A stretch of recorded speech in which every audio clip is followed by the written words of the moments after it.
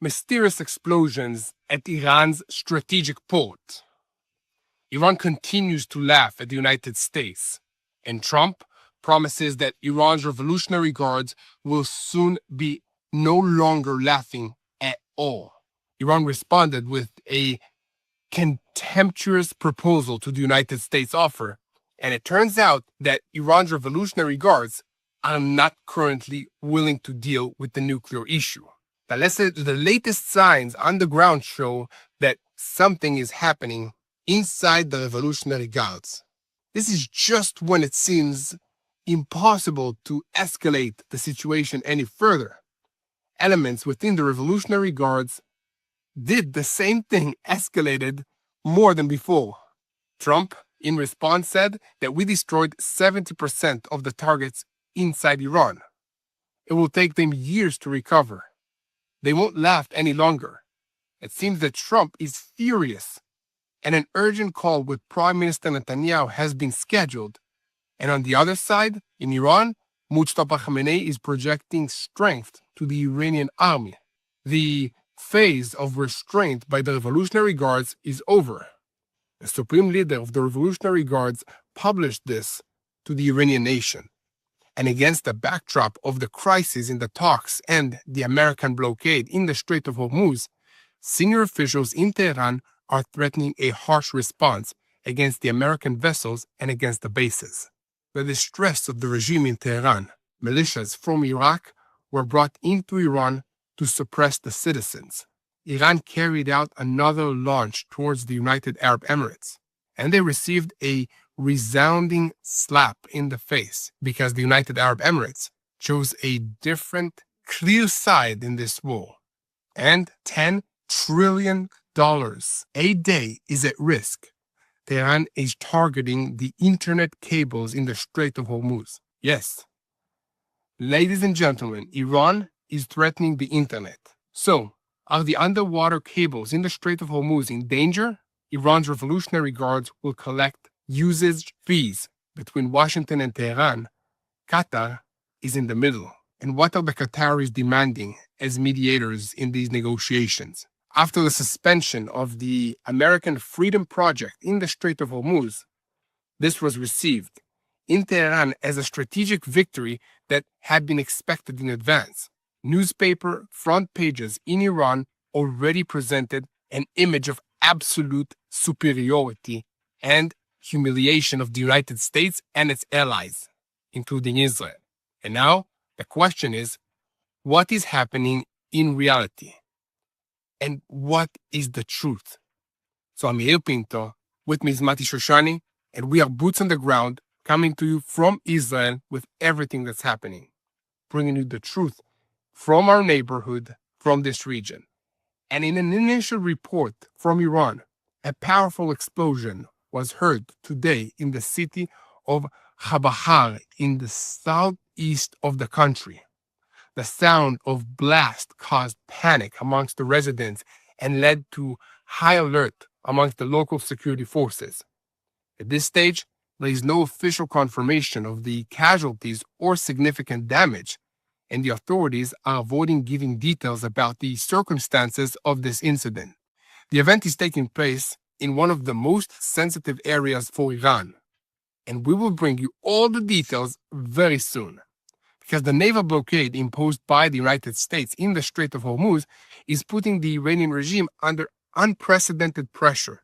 And 1 month after it began, it appears that the consequences are far more severe than has been reported so far. After reports of salary freezes and the use of old tankers to store oil, new information that arrived today, on Sunday, revealed the depth of the despair in Tehran.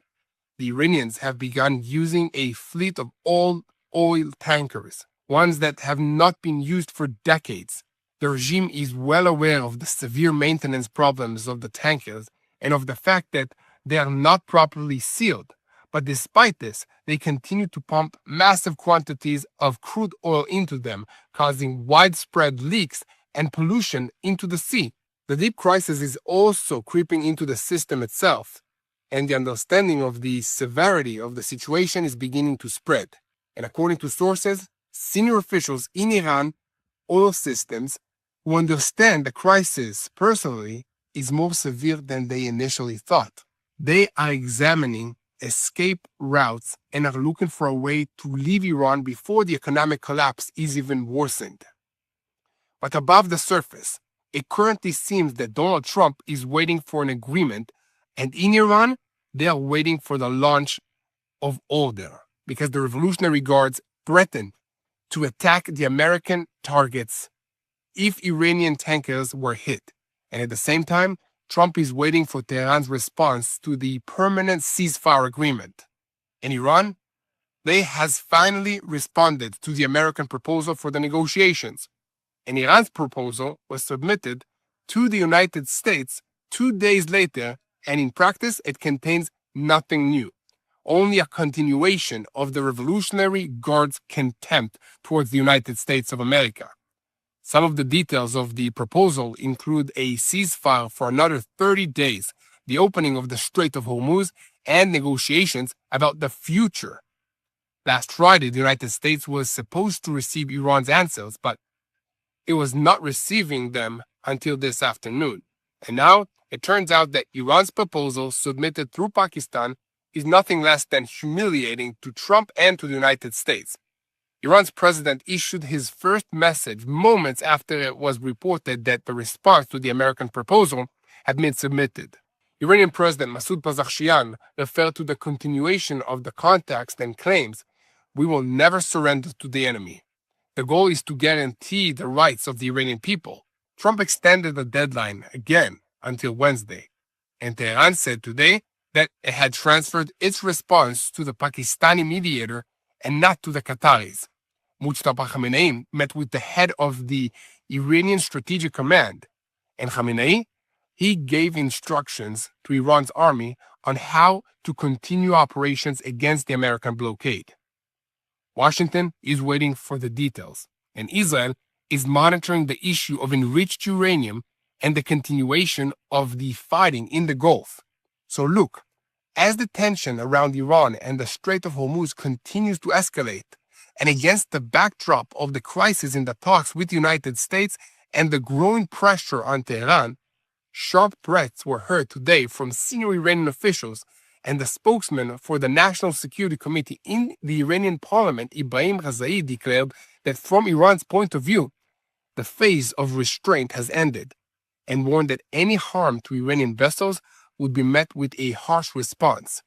The commander of the Iranian Navy reveals a dramatic expansion of the underwater array in the Strait of Hormuz, with covert capacities and also strike vessels and direct threats against the countries that are cooperating with the American sanctions. According to him, any harm to our vessels will be met with a heavy and decisive Iranian response against the American vessels and against their bases. Ghazai added that the clock is ticking and not in favor of the Americans, and called on the United States not to deepen its involvement in the confrontation. And hours after the Iranian threat, a ship was attacked near Qatar. A vessel was hit this morning near the coast of Qatar after Iran's threats against the American ships in the Gulf, and at the same time, Tehran is warning countries that to join the sanctions will have severe implications. Okay, this will have difficulty passing through the Strait of Hormuz. And Donald Trump already raised yesterday before reporters the possibility that the United States would return to Freedom Project Plus, meaning in addition to other things which he avoided dealing in the former operation, Freedom Project, the U.S. asked Qatar to return and mediate between it and Iran, even though Qatar was attacked by the Iranians with missiles and drones in the early days of this war. And this came after the Pakistani delegation failed to bring an answer from the Iranians to the proposed offer for negotiations from the U.S. So officially, Pakistan continues to mediate, but the Qataris are working intensely with Iran behind the scenes to end this conflict. So Qatar's Prime Minister Mohammed al-Tahini held a visit in Washington this past weekend and met for about 2 hours with U.S. Vice President J.D. Vance, who heads the American negotiation teams. From there, he continued and also met with the Secretary of State Marco Rubio in Miami, and the American envoy Steve Witkoff also participated in the meeting. The Revolutionary Guards announced that on yesterday their intention to impose usage fees on the underwater internet cables in the Strait of Hormuz. Tehran is trying to impose Iranian sovereignty over the infrastructure that until now has enjoyed immunity under the international maritime law. They are threatening that failure to pay would lead to sabotage of these cables. Escalation in the Gulf is taking place also. The United Arab Emirates reported the interception of drones that are launched from Iran hours after Tehran declared the end of the phase of restraint and threatened a heavy response against the American targets in the region. Iran is attacking the United Arab Emirates because of its ties with Israel and with the United States, but in Abu Dhabi, they are responding by strengthening the alliance. And according to the reports, Israel even developed Iron Dome in the country, and this is following the Iranian attacks. And inside Iran, militias from Iraq were brought into Iran to suppress the citizens themselves.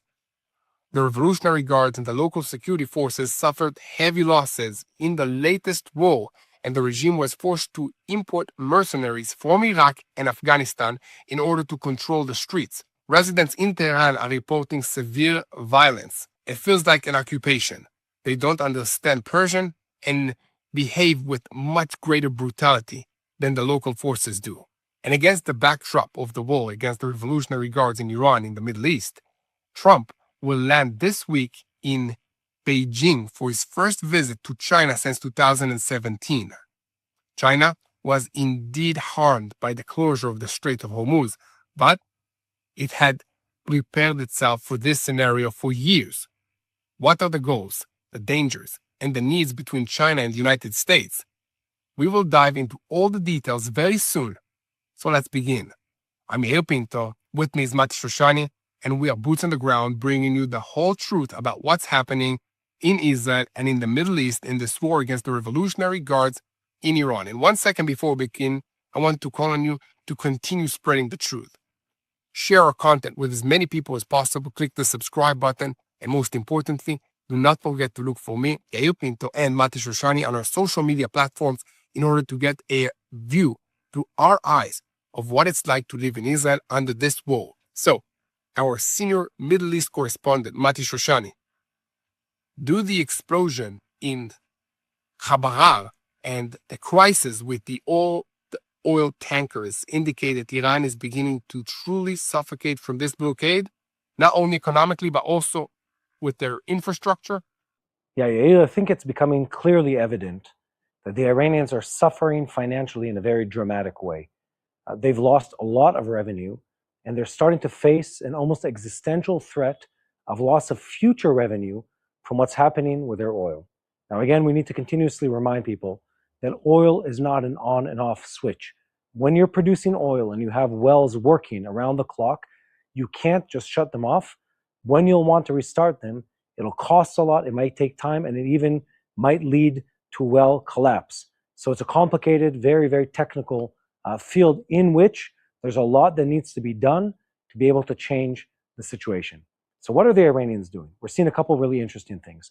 The first one is we're seeing the fact that they're using old tankers to store their oil. Why are they doing that? Well, typically, on any given day, they pull the oil out of the wells, run it through pipes to Hog Island or other locations, stored in these big silos, these ubiquitous round silos, keep the oil in there. And when the ships come to carry the oil, they carry that oil out to the ships. But now they've run out of space. They've run out of space in the ships. They've run out of space in the silos.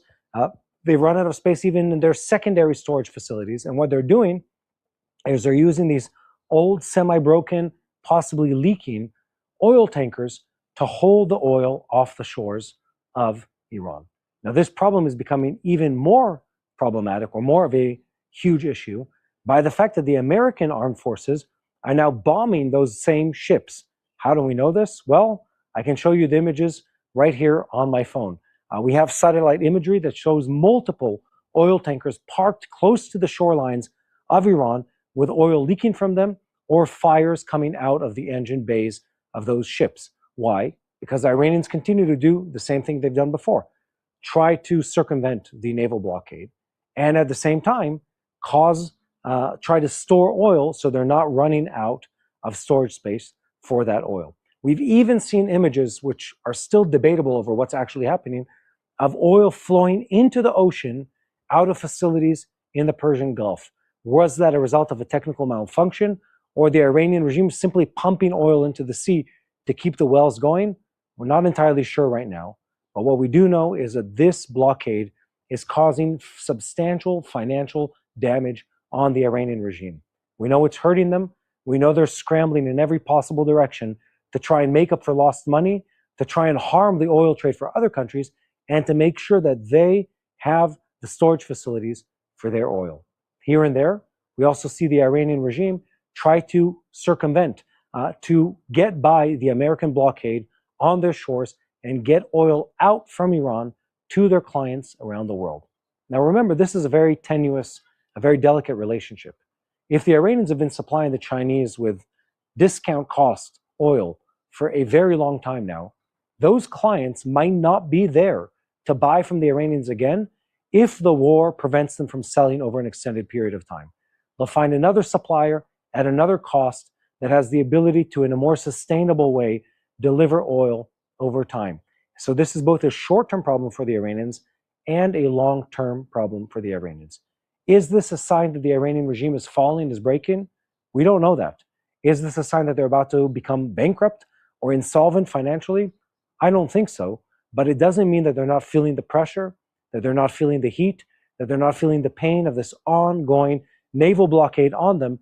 Of course, that's made much worse by the fact that they're also running out of storage space for their oil. So not collapsing yet, but yes, the financial gain here is substantial, is meaningful for the Iranians, and there is no apparent solution in the immediate future.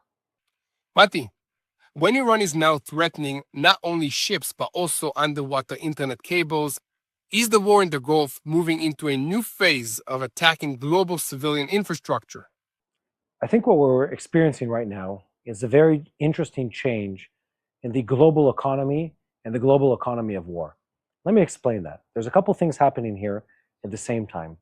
One, many countries, and Iran is not the only one of them, I'll get to that in a second, have realized that סמא, אנחנו בטוחים שהמיקרופון שלי מחובר? אני לא יכול פשוט לראות את המסך. כן. זה בסדר. סבבה. סליחה, פשוט לא ראיתי את הבר הזה על המסך. כן. זה בסדר. תתחיל שוב. כן. This is question 2 again. I think what we're witnessing here is a transformation of the way war is waged around the world. And this is not only happening in Iran, it's also happening elsewhere in the world. So the Iranians are saying, look, we're not only going to stop oil from traveling through the Strait of Hormuz, in fact, we're going to go farther than that. We're going to come after you. And what we're going to do is we're going to rip up the internet cables from the bottom of the sea. As most of you might know, the way internet works is essentially large pipelines of fiber optics that connect servers throughout the world. Well, those run also through the Strait of Hormuz, and they're threatening to rip them up unless companies and countries pay them essentially blackmail money to prevent them from ripping up that infrastructure. But it goes even farther than that when you really think about the logistics of this. They're saying any food that goes through, any oil that goes through, even access to internet, we're going to start taxing it. Now, they didn't make this up on their own. Guess who also is doing this? The Russians are doing this, allegedly, let me say it that way, in the North Sea. They've several times used fishing ships or other logistical ships who drop their anchor somewhere deep in the sea, drag it along, and suddenly, bang, a country doesn't have internet and they have to rerun the cables to that country. This hasn't happened once, and it hasn't happened twice. And countries around the world are waking up to a reality that is called asymmetrical warfare. And asymmetrical warfare can take advantage of the vulnerability of the global economy. The world we live in, me in Israel, you wherever you are in the world, I assume since you're watching this on the internet that you're in a first world country or something close to that. What we're experiencing around the world is a very, very complex network of trade and communication and regulations that allow me to buy in the store in Israel food that was grown elsewhere in the world, to connect right now to the internet and ping a server wherever it is in the world, all that technology, all that network of relationships, of communication, that can be severed. And it's not that complicated to sever it. And the Iranians are right now threatening to do that to other countries. They're saying, look, if you're going to bring us back to the Stone Age, as the US is starting to do to us, if you're going to take us back to a place where suddenly life becomes very complicated, very expensive, very unpleasant for us in Iran, well, how about we do the same to you?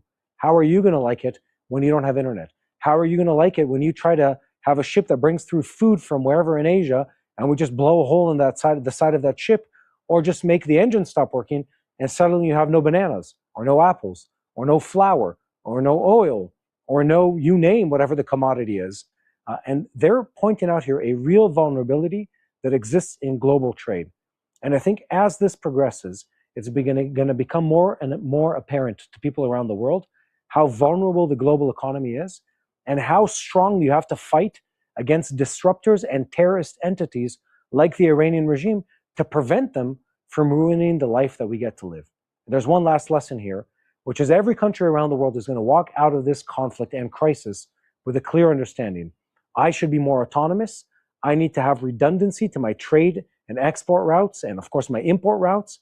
And I need to make sure that I am more self-reliant, more of an island economy when it comes to food manufacturing and other essential elements of my economy, be it steel, its manufacturing, or its extraction from the earth, be it things that are needed for feeding the population, or even for water supply. This war highlights the vulnerability of a global economy, and of course highlights the need to protect oneself from it. And again, it also shows that when you're dealing with a country such as the Iranian Ayatollah regime, who is willing to kill its own people and anyone else in the world to promote its agenda and sustain the evil regime that it is, well, there's a lot that they're willing to do that can severely harm others. And unless you're willing to use that same weapon against them, which we, generally speaking, are not willing to do, well, then you're always going to be at the mercy of someone who's willing to cut off the branch that both you and them are sitting on. That's the reality of dealing with a terrorist regime like the Iranians. That is the reality of dealing with a country that uses asymmetrical terrorist nature warfare against others around the world. Mati, does the move from Pakistani mediation to Qatari mediation just before Trump's visit to China shows that the crisis with Iran is already bigger than the negotiation themselves? Okay, this is a really good question, Yael, and I want to go back to sort of the background information of everything that's happening here. In the past, many different countries have been the middle country or the mediators between the United States and the Iranians. This last time, it was the Pakistanis in Islamabad who were mediating. And again, I need to remind people that these countries volunteer to mediate not simply because they love peace, freedom, and global trade. They have a vested interest in this. They themselves want to be on the good side of the Iranians. They want to get something out of it, be it prestige, be it power, be it finances. They have something in the game. They have skin in the game of mediating. We're hearing now that the Qataris too want to be back in the seat of the mediators in this. But in reality, I want to remind all of us that there is no real substantial negotiation that's taking place. What we've been witnessing in recent days is essentially a big game, a game of pretend in connecting the United States and Iran, who are both, I mean, one is over here and another one is over here. This is not one specific country, and it's just like they're saying one thing, they're saying another. There's almost no connection between what they're saying, and we need to take it as such. There is no interest right now in the United States or in Iran in actually going through with the ceasefire agreement. There's no real interest right now in Iran or in the United States in going back to full-scale military operations right now. They're both in the sweet spot as far as the conflict is concerned. It doesn't mean it's going to change. It means that when the interests align, the negotiations will change. This also highlights something else. The whole picture here is far greater than just the US and Iran. This is a global scale conflict. Behind the US is a whole line of Western countries that have lived in the patronage of the United States for decades, relying on it for trade, for securing travel routes, for fighting their war, for policing the regions that they live in, and for maintaining peace on a global scale. These countries are realizing of what happens when you no longer have the patronage or the protection of the United States, or when someone's trying to break that hegemony, that peace of the United States. But also on the Iranian side, there are people playing. You have the Chinese behind the Iranians. You have the Russians behind the Iranians, and these countries are relying on the fact that they can use Iran to be a stick in the wheel of the United States and the global economy, something that they can use to harm, to hurt, to bring out the worst of this situation for other countries because it plays in their benefit. That is the reason they're doing this. This is the agenda that they're promoting. One thing to note here is that President Trump is supposed to meet the Chinese president, Xi Jinping, sometime in the very near future. And they're going to meet because this whole thing that's happening is related not only to the United States and Iran, as I said, but also to the greater conflict, which is the battle of the empires, the Chinese versus the Americans. Who is stronger? Who is more resilient financially? Who can play the geopolitics, the trade, the commodity game to a greater degree? Right now, the US has the upper hand on many different levels, but we'll see where things go in the days and months to come. Thank you very much, Mati Shoshani. That really helped me better understand the situation that we are dealing with. So to all of you, back at home, continue spreading the truth. Share our content with as many people as possible. Click on the subscribe button and look for me, Yair Pinto, and for Mati Shoshani on our social media platforms. Many Israelis are still juggling reserve duty while trying to get back to work and handle their day-to-day lives. It's not easy. Your body is tired, your mind is overloaded, and the pressure doesn't stop when the uniform comes off. I've been there, coming home from reserves, trying to be present for my children, catching up at work, while still feeling like I'm in a survival mode. It takes strength, energy, and faith to push through. That's why I started using Vinya. It's an Israeli supplement made from red grape cells that helps improve the blood flow to your heart, brain, and muscles. For me, that meant better focus, more energy, and fewer days of that foggy, burnt-out feeling. So I started using it during my reserve duty, and I'm still taking it today. I also like the coffee version in the mornings, and also there is the tea versions, but either way, it works. So if you want to try it for yourself, go to vinyatbnisrael.com or call 800-638-1944. Again, 800-638-1944. So faith really helped me throughout this war, and Vinya helped me physically to stay sharp. Let's get back to the news. A cargo ship was attacked in Qatar's territorial waters. This is northeast of the port of Masayid, and this is according to the Qatari reports. A drone hit the vessel, which had arrived from Abu Dhabi, caused a limited fire, and there were no casualties in that incident. Almost at the same time, the United Arab Emirates reported intercepting 2 drones that were launched from Iran. So the question now is very sharp. Is this still a ceasefire, or is this already the next round of trying to hide behind diplomatic talks? I'm Yair Pinto, and this is your Boots on the Ground report. Today, I'm coming to you from the top of the mountain of Masada, next to the Dead Sea, which is behind me in the middle of the desert. And we go into the war between Israel and Iran, of course, together with the United States of America. And this is a big war between the Revolutionary Guards and all of the regional systems that Tehran has built over decades in order to combat us in this day with their proxies, with the terrorists. So, because while Washington is talking about a proposal to end this war, Tehran is sending a completely different message. It is sending an answer through Pakistan, but at the same time, threatening the American bases, the ships, the Gulf states, and even the underwater internet cables in the Strait of Hormuz. This is the picture tonight. Talks for an agreement on one side and a military test of power on the other side. And the heart of the whole story is located at one choke point, the Strait of Hormuz. For more than 2 months, the Strait of Hormuz has turned from an international passageway into a war zone. Hundreds of ships are stuck in the Persian Gulf. Around 20,000 sailors are waiting for permission to leave. Some of them have been inside the threat for more than 65 days. They're not soldiers. They're not part of the war, but they have become a tool of pressure.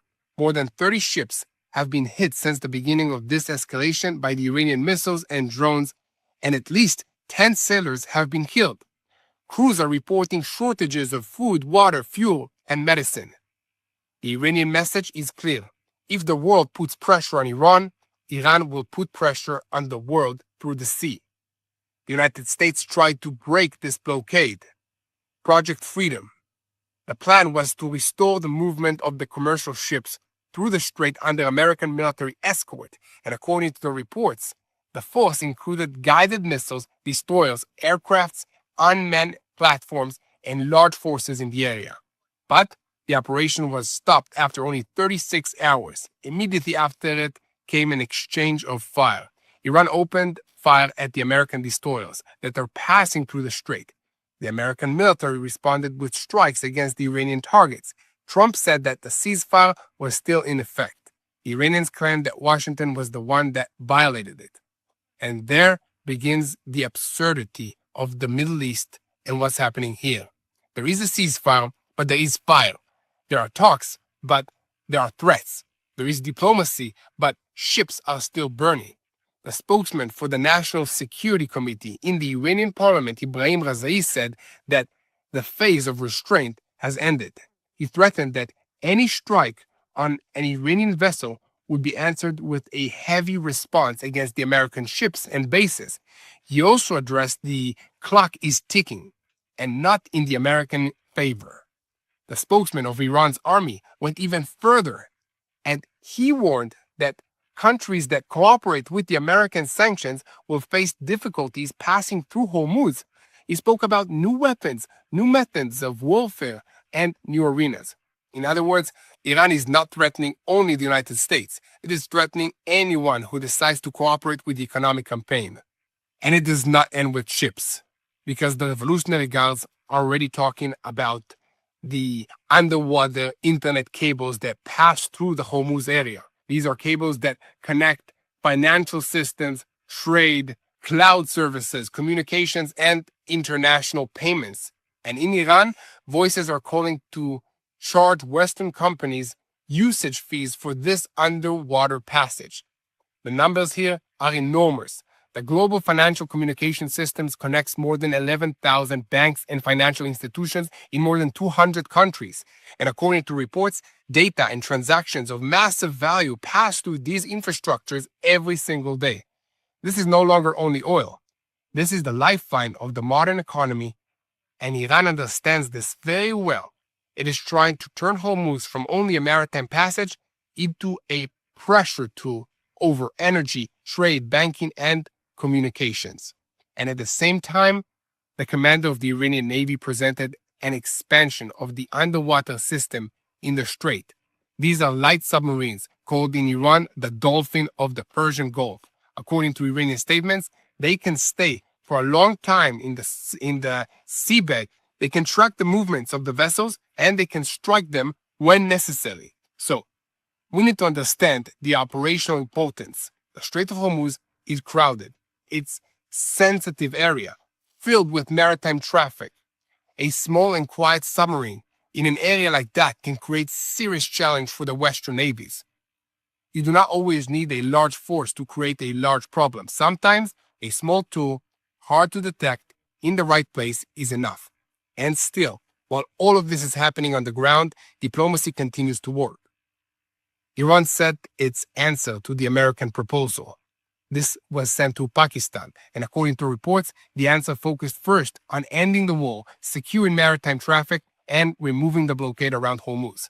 Some reports speak about an attempt to reach a short-term agreement of 30 days, extending the ceasefire and opening the strait, and then continuing the negotiations towards a broader agreement. That's exactly what worries Israel, because if Iran first receives maritime and economic relief, and only later the parties discuss the nuclear program, the missiles, and Hezbollah and Hamas and the proxies, Tehran can use the time to reorganize.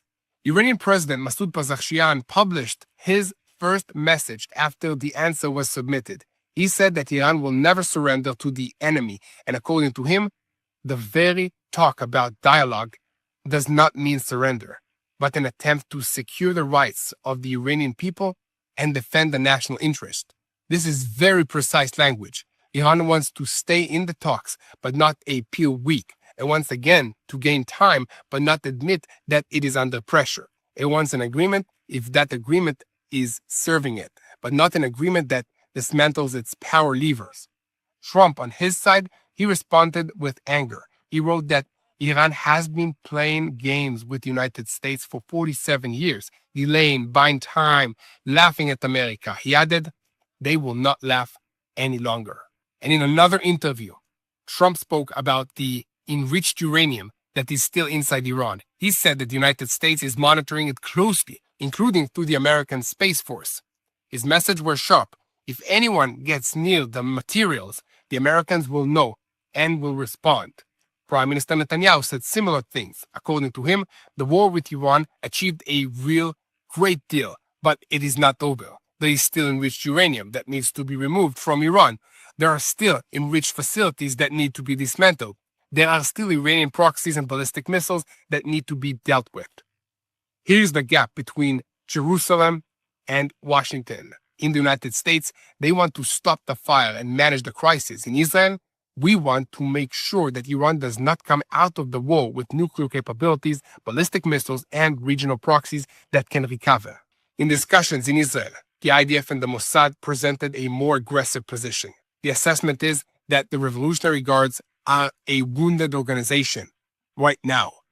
There are those who say that this moment must be used, action must be renewed, and the job must be finished. But the Israeli political leadership is cautious. In Jerusalem, they do not want to look as if they're dragging Trump into a war. They want to let him manage the American move while keeping the military option open. So, before we continue, if you understand the importance of what's happening here, what's happening in the Middle East, make sure to click the subscribe button, share this video, and also leave a comment. Let me know where you're watching from, because these updates of Boots on the Ground are built to bring you the reality of what's happening here from the field without the unnecessary noise and without filters. The more you share, the more people can understand what stands behind the headlines and what is happening here. The diplomatic access does not pass only through Pakistan, because Qatar has become a much more central player in recent days. The Prime Minister of Qatar, Mohammed bin Abdullah Rahman Al Thani, met in Miami with the Secretary of State, Marco Rubio, and the Special Envoy, Steve Witkoff. A day earlier, he met with Vice President J.D. Vance in Washington. At first, Qatar tried to stay behind the scenes, not to take credit, not to appear too close to Iran, but now Doha is already appearing openly inside the move. It holds an open channel to Washington and to Tehran, and this is trying to position itself as a mediator that cannot be bypassed. There is also a price for that, because Qatar itself was affected by the regional tension, but compared to other Gulf states, it managed to preserve room for maneuvers. And according to some estimates, Tehran was more careful with Qatar than with the other neighbors, exactly because of this situation. They want to preserve them as a channel for communications. A Qatari gas tanker moving towards Pakistan through the Hormuz area also enters the picture now, because in Iran, they see such a passage as a confidence-building step towards Qatar and Pakistan, and the tanker passes. It will be a small but very important sign. Even inside the confrontation, there are routes that all sides are trying to keep open. So the United Arab Emirates is on the other side of all of this equation, because Tehran threatened it because of its ties to Israel and to the United States. But Abu Dhabi did not move away from Jerusalem. On the contrary, according to the reports, after the Iranian attacks on the Emiratis, Israel even assisted with air defensive systems, including the deployment of the Iron Dome batteries on the country's territory. The Emiratis has suffered many attacks since this war began from Iran. Energy facilities, airports, and civilian infrastructure was harmed. They entered the circle of threat. What was once a civilian and an economic relationship with Israel has now become a more visible security alliance, and Iran tried to intimidate Abu Dhabi, and Israel responded. The result was a tighter bond between Israel and the United Arab Emirates and the United States. And at the same time, Britain is sending a destroyer, HMS Dragon, to the area. The stated mission of this destroyer, this operation, is for the possibility of a multinational force led by Britain and France that will secure shipping in the Strait of Hormuz when the conditions allow it. The Iranians are already warning that any such deployment will receive an immediate response. And here too, we see the gap. Europe says defensive missions. Iran says hostile intervention. And between these two definitions are commercial ships that simply need to move from one side of the Gulf to the other. And meanwhile, inside Iran itself, the picture is not stable. Iran's news, the news agency reported a powerful explosion in the port city of Khabarar. This is in the southwest of the country. Later, it was said that this was a controlled explosion of unexploded ammunition, but the location itself is important. Khabarar is a strategic port with direct access to the Indian Ocean. It is one of Iran's most important maritime assets outside the Persian Gulf. Any explosion in such a place creates alertness. This is especially when Hormuz is under threat and the regime is looking for backup routes, alternative trade routes and links, and a way to show that it still controls the maritime arenas. And at the same time, Mustafa Khamenei is trying to project control, and that he's alive, by the way. According to Iranian reports, he met with the commander of Qatam el-Anbiya headquarters, Ali Abdullah Khani, and received a briefing from him on the readiness of the forces, on the army, on the Revolutionary Guards, on the besieged forces, and whatever the Ministry of Defense is preparing. And afterwards, it was reported that Khamenei gave new instructions for continued operations. This is a double message. Outwardly, we are talking to the Americans. Inwardly, the leader is in control, the military is ready, and the campaign is not over. But around Khamenei, there are still questions. He has not been seen in public since he was wounded in the opening strike of this operation, Roaring Lion.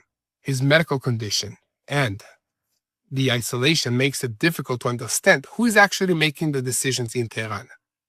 And that's critical, because if the leader is isolated, and if the Revolutionary Guards and the hardline factions are each pulling in different directions, then negotiations with Iran become even more dangerous. It is not always clear whether the person speaking on behalf of Iran can really bind Iran, because hardline factions inside the regime are already trying to sabotage any possible agreement, and they are attacking the negotiating teams. They're accusing the senior officials of surrender, and they're demanding that tougher line against the United States will be taken. Resistance to Washington and Israel is not a tactic, it is an ideology. And that explains the Iranian behavior. On the one hand, they need an agreement. On the other hand, they cannot appear as if they are surrendering. That's why they answer late. That is why they talk about 30 days. That is why they demand first the end of this war and the opening of Hormuz, and only afterwards the discussion of the other arenas. China is also entering the background here because Trump is expected to arrive in Beijing this week for a meeting with Xi Jinping. From the White House's perspective, ending or at least freezing the war with Iran before this meeting could be a strengthening of Trump's position. From China's perspective, the Hormuz crisis is both a threat and an opportunity. A large part of the oil that is imported into China passes through Hormuz, but Beijing, they prepared for such a scenario for years. This is with strategic oil reserves, land pipelines from Russia and Central Asia, and investments in alternative energy routes. While other countries are under pressure, China is trying to present itself as a measured player. And that means that Trump arrives in China with Iran still on the table. He will need to talk with Xi about trade, Taiwan, critical minerals, technology, and also the question of whether China will pressure Tehran or use the crisis to weaken America's standing in the Middle East. This war began around the Iranian nuclear program, but it has long since stopped being only about the nuclear program. It's about Hormuz, about Hezbollah, about the Gulf states, about China, about prices of gas, about American credibility, and about Israel's ability to make sure that Iran does not rise again stronger after this ceasefire. And that brings us to Lebanon, because Tehran is asking for the arrangement to focus also on ending the war on all fronts, especially in Lebanon. That's not accidental. Hezbollah is Iran's central strategic assets on Israel's border. If Iran succeeds in bringing Lebanon into the deal, it will try to preserve Hezbollah, or at least prevent Israel from having full freedom of action against it. In Israel, we understand this. That's why Jerusalem is concerned about an American agreement that does not seriously address the missiles, the nuclear program, and the proxies. Such an agreement could freeze the war, but not solve the threat. If Hezbollah remains armed, if Iran keeps enriched uranium, if the Revolutionary Guards restore the missiles and drones, then the world may receive temporarily quiet, but Israel will receive a threat that returns later. There are three possibilities on the table: a partial agreement, which buys time but leaves difficult questions open, a continued limited confrontation with no decision and no real agreement, or a return to a broad war with the risk of regional escalation and damage to the global economy. None of the options is simple. But one thing is clear: Iran is trying to prove that it has not been broken. The United States is trying to show that it is not being dragged, and Israel is trying to make sure that the campaign does not end before the real threat has been handled. Tonight, the Middle East looks quiet, only from far away. Up close, every layer is moving. Ships on the Gulf, drones over the Emiratis and also Qatar, contacts through Pakistan and Qatar, American pressure, Israeli concern, and an Iranian leadership that talks about an agreement and prepares the military. This war is no longer measured only by the number of strikes, but by the question of who will wear down first: the Iranian regime, the American patience, or the world's ability to live with the Strait of Hormuz under threat. And if Iran truly wants an agreement, why does it keep threatening ships, bases, Gulf states, and underwater communication cables? Let me know in the comments. In the meantime, keep spreading the truth. Share this video with as many people as possible, and the best thing that you could do is to unite in prayer for the situation, for the people that are affected, for the leaders to be wise, for the children, for the next generation, and for the peace of Jerusalem. We'll see you again later.